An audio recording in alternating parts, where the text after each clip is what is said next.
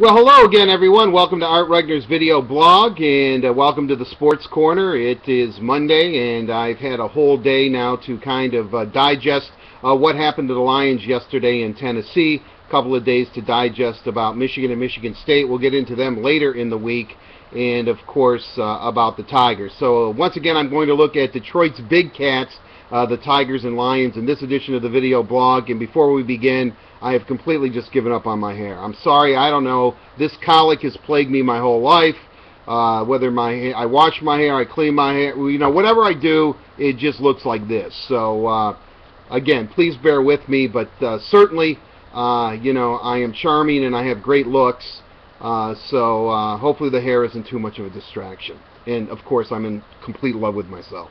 Anyway, let's talk about what happened. First and foremost, the Tigers, it's real simple. I've been saying it forever now, and I hate to say it, but I think they kick the ball around too much. They haven't been consistent all year. For those of you that think that suddenly they're going to find that elixir and be able to field and get hits at the most crucial times, unless their pitchers are pitching complete shutouts, which is damn near impossible to do because they kick the ball around so much, it's just not going to happen. Now, there is a saving grace, though, if you're a Tigers fan, and that is that Chicago certainly doesn't seem that they want it. Now, it's bad because Tampa is almost out of it, even though for the wild card, and they play the Rays this coming weekend. I mean, it's Cleveland, the Rays, and Cleveland. Detroit, of course, has Royals, Twin Royals, but they can't seem to beat those teams. So I think, again, unfortunately, it's just not going to happen. The Tigers have no one to blame but themselves.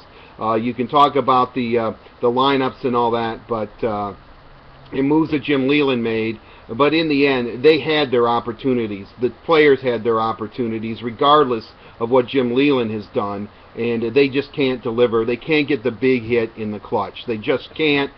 Consistently, and even when they do, then their fielding lets them down in the end. So it's been a bit of a nightmare right now for the Tigers, and I wish that they could do better, but it's just not going to happen, and I feel bad. I really do. Now, as far as the Lions go, Jim Schwartz, since his post-game comments after their overtime loss to the Tennessee Titans, and I was listening to a little bit of his press conference today when he addresses the media on Monday, he seems a little subdued. He seems a little less arrogant.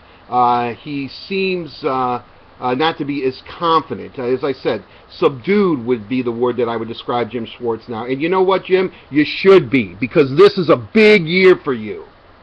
Sorry, I did that for dramatic effect. But it is. The Lions were 0-16 when Jim Schwartz took over. Then they were 2-14, 6-10, and 10-6. I've said this all along, that this was going to be a big year for Jim Schwartz and his coaching staff. And also for Martin Mayhew. We could get a great evaluation of where this coaching staff is and where Martin Mayhew is, because he's built this team, Mayhew has, along with Schwartz and Tom Lewan. And Schwartz has hired these defensive coordinators. There's been stability in the coaching ranks, which never seems to happen in Detroit. But we were going to judge them now because the Lions aren't going to sneak up on anybody. They're not. They're a playoff team. They've got national TV games. They've already been on Sunday Night Football. They're going to be on Sunday Night Football again. And, they had the world paying attention to them finally, which has never happened to Detroit's franchise before. And so I think we're getting a really good indication, as I said, of really, is Martin Mayhew a great judge of talent based on the way the Lions have played thus far? And I know it's only 3 games in, and where's Jim Schwartz as a coach? And I think right now you have to say that Martin Mayhew, maybe you shouldn't have drafted Broyles and Riley Reif, the best players available. Maybe you should have addressed your secondary, which is absolutely horrible. Injuries happen in the NFL, as we know. And right now, I think the Lions are underperforming or underachieving. Their defense is absolutely horrible. Their defensive line, still, you guys are underachieving. You're not getting the job done. And Ndamukong Suh, I don't care if you're double-teamed or not. You've got to make some plays happen. Inopportune penalties, again, by the Lions on the defensive side of the ball at the most crucial times. I mean, it's just been a cluster you-know-what. So The Lions defensively, a great disappointment. I think Matthew Stafford, based on what he says, that leg might have been bothering him all year long, because he has not looked right. I know people are speculating it's his shoulder or whatever. Maybe it's just the play calls. I'm not sure, but it has been a real tough go for Matthew Stafford. He doesn't look like the same quarterback. Hopefully he can get healthy if he's injured and go on to have a year similar to the year that he had last year. But let's talk about the last play of the game against Tennessee, the quarterback sneak, the miscommunication. First and foremost, I'm glad that Jim Schwartz said, hey, we were never going to go for it on 4th and inches. We were going to tie the game up with a field goal. That is the proper call. I don't know, aggressive football and all that. No. At this time, you want to tie the game up and take your chances. If anything, people are saying, well, you got to be aggressive down there, and you've got Kelvin, and LaSure was running the ball, and he was back in the game. No, you don't do that. You just don't do that. If anything, if they did do that, it's not aggressive football. He has no confidence in his defense if he's going to go for it on 4th and 1 when you could have tied the game up and extended the game. That's what you have to do. You owe it to your team who had a miracle comeback. Only the Lions could have a miracle comeback and still lose the game. I mean, this was a typical Detroit loss. And if it knocked Jim Schwartz and his ego down a peg where maybe he's a better coach, then I'm glad that they lost the game. Based on that. I am.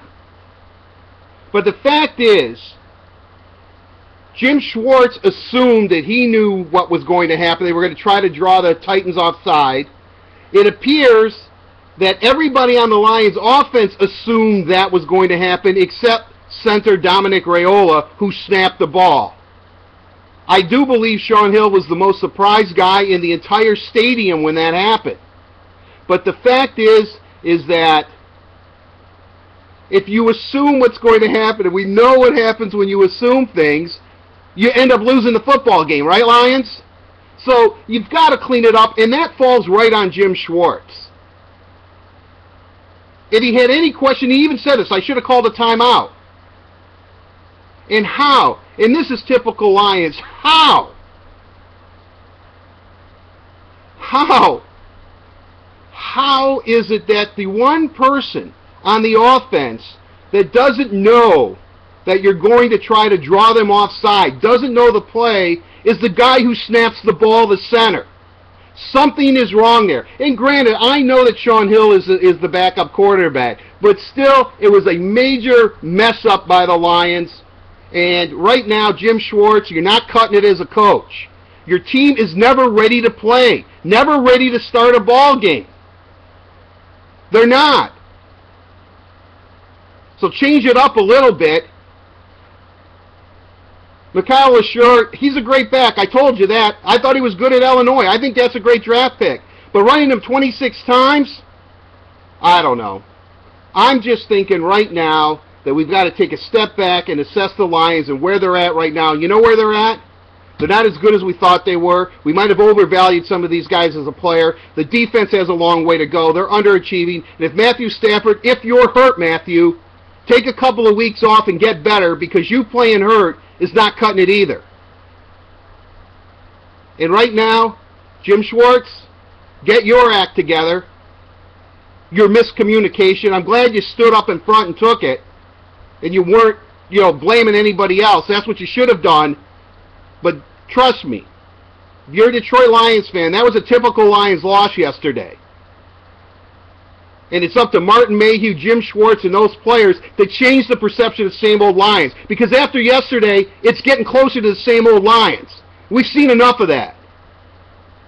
In Minnesota, it's a must-win. You have a bye week and then 2 more games on the road at Philadelphia and Chicago. This season isn't looking all that great right now. So get it together, Lions. My God. How long is it going to take? All right, I'm done. I'm sorry. I know I've gone a little bit longer, but, the Lions, unbelievable. Just unbelievable. And that's why I have to still say I'm Lions free. Because if I start thinking about it, I get myself way too worked up, and I just don't want to feel that way anymore. So until we meet again, we'll be talking Michigan, Michigan State. I've got some advice for Denard Robinson. Timmy Chang wants to make an appearance, but we will continue at a later date. Have a good one, everyone. We'll see you. Bye-bye.